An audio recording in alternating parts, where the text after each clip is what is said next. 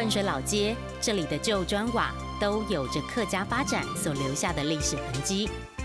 早期这里是狮潭、泰安和大湖地区前往苗栗的交通枢纽和货运集散地。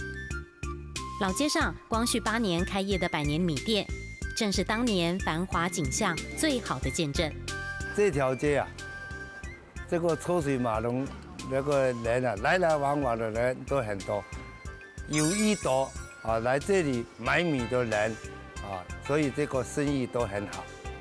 走进百年米店，从木造机器到发黄的麻布米袋和旧照片，当初米店的样貌都被完整的保留下来。米糠塞到这个下面这个箱子里面，那个糙米啊，就从这里开始的走过，它经过试探以后就变成白米。老机器的运作方式，老街长再熟悉不过。回想小时候，他总爱跟着妈妈来买米。当年这里可是孩子们的小小乐园。咦，怎么有那么奥妙的东西？这个隆隆隆隆隆隆，这个经过马达这样跑一跑，就有这个白米会跑出来。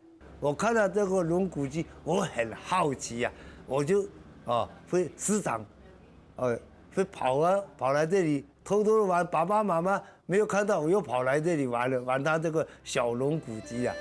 从日据时代2次大战到今天，昔日轰隆隆的碾米机已经功成身退，如今安静地待在店里，成了老一辈居民遥想当年的话题。